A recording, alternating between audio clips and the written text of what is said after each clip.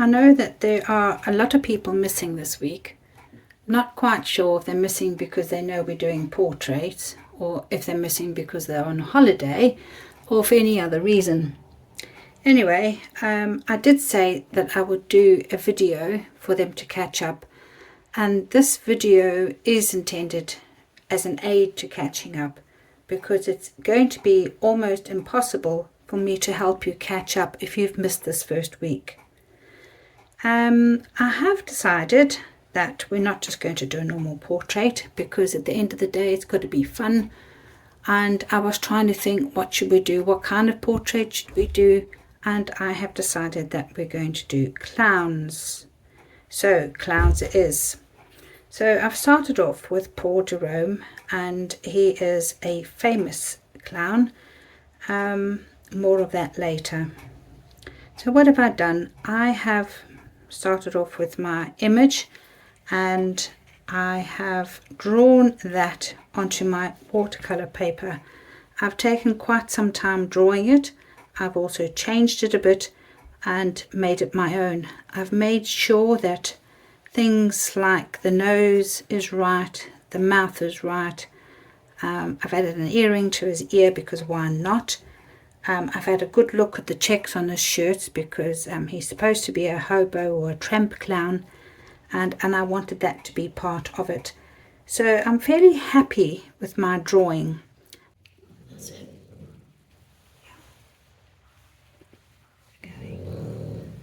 We have the dog snoring in the background. So I think that is more or less set up. Colours for this painting are alizarin, cad red, cerulean, new gamboge and Prussian. Because we are using a black and white photo, we can actually choose what colour we're going to paint him. So my idea is, and this is where last night when I was drawing him, and I've got to paint him, and all I want to do is paint his hat. So he's having a red hat. But in order to make the hat stand out, I'm giving him a green background. Okay. It's now dry. It's going on dry, and I'm literally sloshing it on, because it is the start of the whole thing. I'm going to be doing a lot more to the background, but look how much water I'm using. So where his hat has got a shadow in it, I'm actually taking the green into the shadow area, and I'm taking the green over his hair, because he's got dark hair. And I have already put on some little smatterings. What's this one? I'll tell you now. Smatterings of masking fluid on his hair, and the green that I'm using is new gamboge, cerulean and Prussian. Okay, and I'm going to bring it over .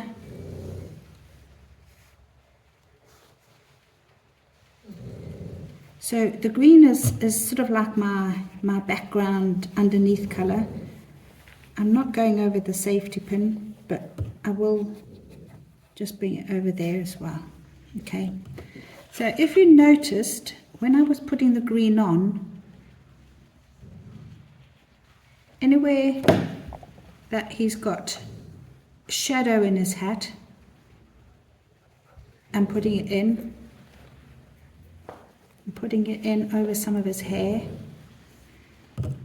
but then I'm painting with water as well. Now, because I want his hat here to be red, I don't want the green to go over certain parts of the hat, because if I do, green is opposite, it's going to be a mucky red, and I don't really want a mucky red.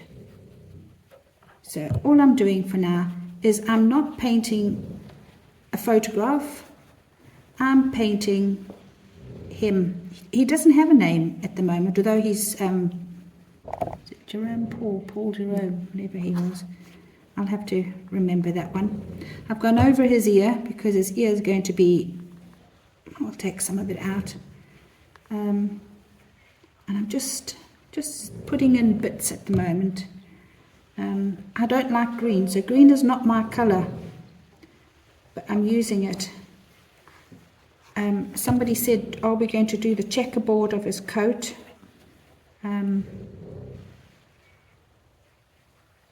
This is going to be my lightest light, this greeny colour. Well, except maybe his collar, because I haven't quite decided. That might go like a pale pink, because he's going to be a happy clown. All the clowns that I'm doing as part of the next 2 weeks are based on hobo clowns. And hobo clowns originated in America. And I just think, so they're either called hobo clowns or tramp clowns, and I just think that they are quite interesting. So I think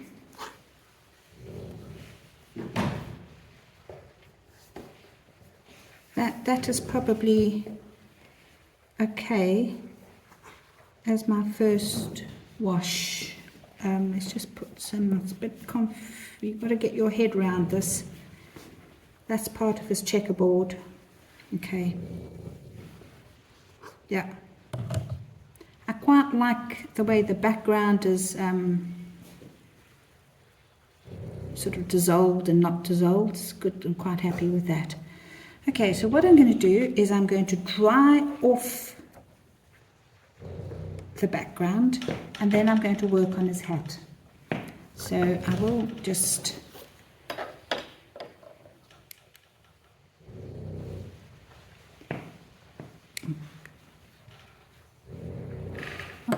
for some reason, that's it. Right. Okay, so let's do his hat. I'm going to move that down a bit so we can actually see it properly. Okay, so there's a lot of detail in his hat, if you think about it.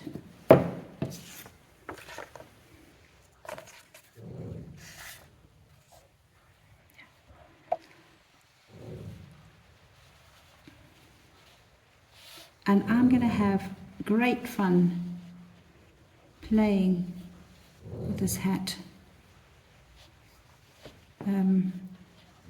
His hat, if you look at it, is still a little bit damp, but that's okay. So luckily, I can actually break it into sections, so that's exactly what I'm going to do. If I was just painting at home, I just trying to, yeah, would probably do the whole hat. But for your benefit, just so that you can see what I'm doing. Okay, so if you look at his hat, it's darker against, oh, that's the wrong colour. So I'm going to just start by dropping in, and I'm dropping that in against the dry edge, because that's where I want it to be darker. I also don't want it to go too dry, so that whole area that I have wet, I want to try and keep damp. I'm using a nice sharp point, and I'm just dropping in. Okay, so I've done a bit more work on my hat. It's not finished by any means. What I'm trying not to do is paint it so that it looks like a cutout. So if you look here, I've painted that part of his hat into his hair, because it will become part of his hair.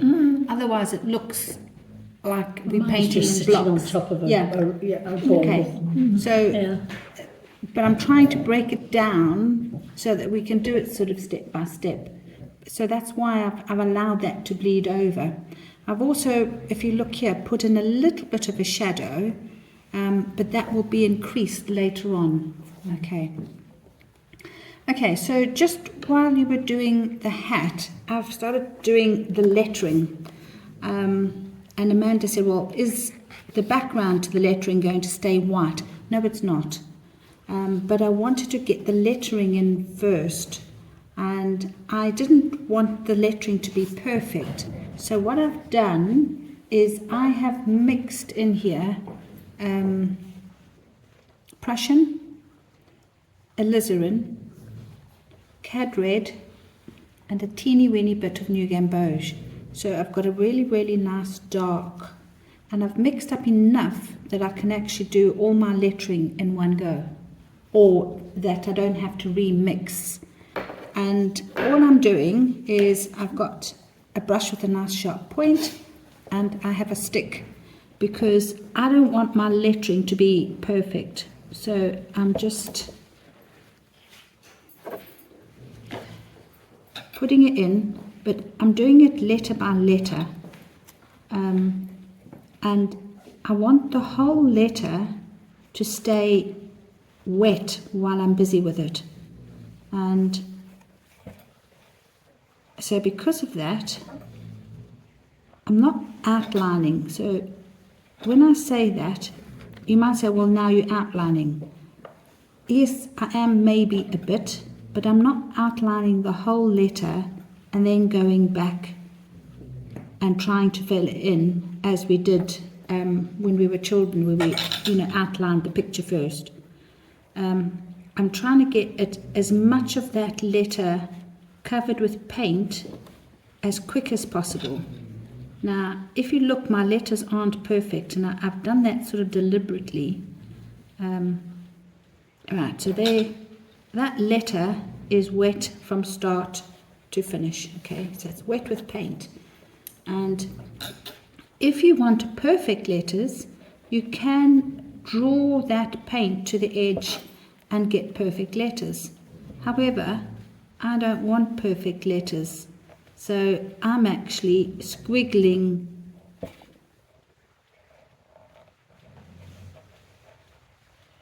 some of my paint so that they're not perfect, okay? And then the other thing that I'm doing is I am dropping in bits of water, and I've actually turned this the wrong way round. So I'm just dropping in just bits randomly, and I'm just randomly putting in a bit of salt. So I might not have put salt at the bottom of the A, but I've put it at the top. And you can see the sort of random effect that I've got. I might just go over that a little bit. Right, I'm not going to do the background to this label that he's got on his hat yet, mainly because I'm waiting for this to dry. So I will go and do all those letters. When they will dry, I'm going to take my eraser and rub out all the pencil marks. Okay. So basically that's the next step.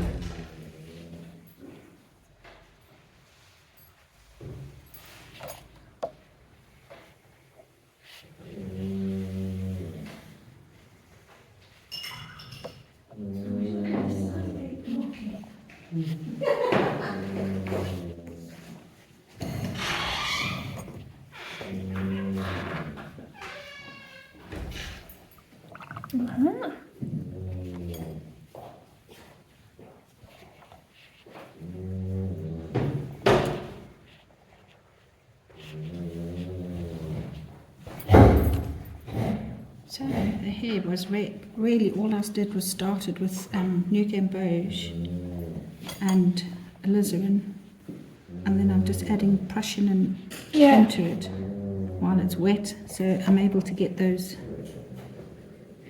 different colours into it, so that it's not just a flat colour. And I'm allowing the paint to actually mix on the paper. That's what I meant in doing with my hat. Whether it works, one never knows.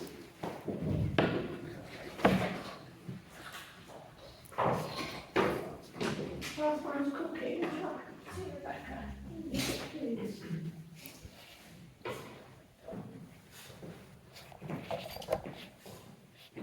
You alright, Sue? Do you want to top up? I'm fine, thank you. You've got your mask. Hey? So you want to come back? Okay, okay.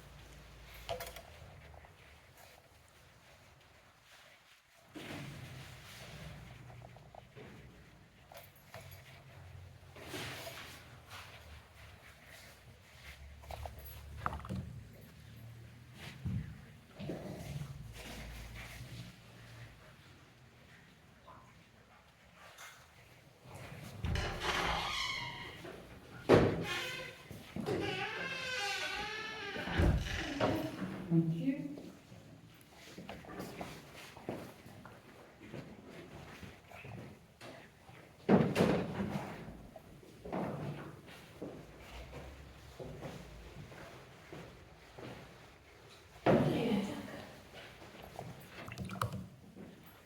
Oh, you're going to be different, Clown.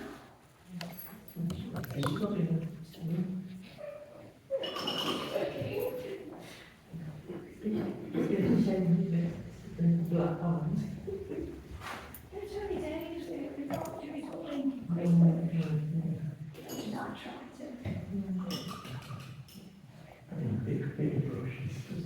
Oh, I quite like it. Oh, she can. Oh, that's a nice red, Cassie.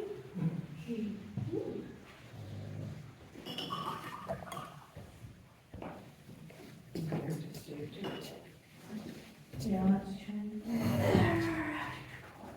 What's that say? She's don't really brush it.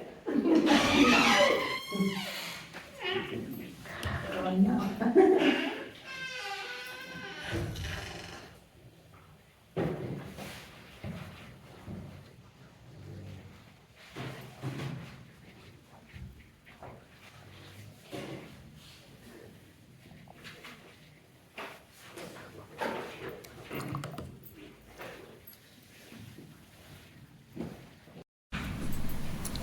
None of the clowns really looked hot until we did the nose. So I thought it was fair that we would make noses. I had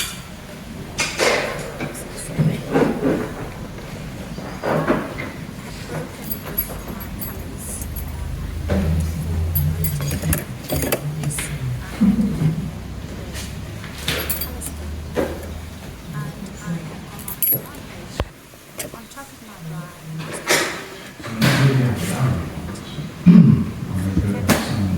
Yeah. mostly on the edges until it goes more colour. I was trying to keep the edges slightly darker so we can hold those wet while I was doing that. Yes.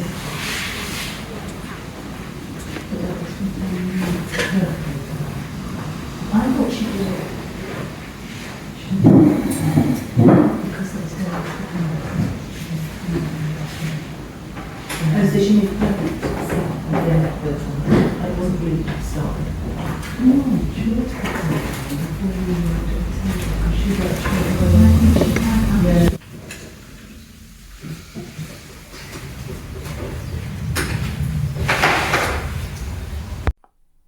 You will notice that not everybody is doing the same clown. However, all the techniques are exactly the same. I am doing 4 different clowns in the 4 different classes, and those clowns, there were images of them at the beginning of this video.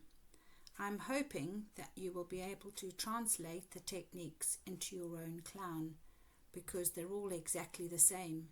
Starting the clown off with the big sheet of paper. So your rectangular sheet of paper is your big shape, and that's what needs to be covered up first. All the colours that we're using in the painting need to be blended together on their own accord, not using our paintbrush before we start. After that, we start looking at the hat or the head, which is the next biggest shape, and then possibly the background, depending on which one you're doing.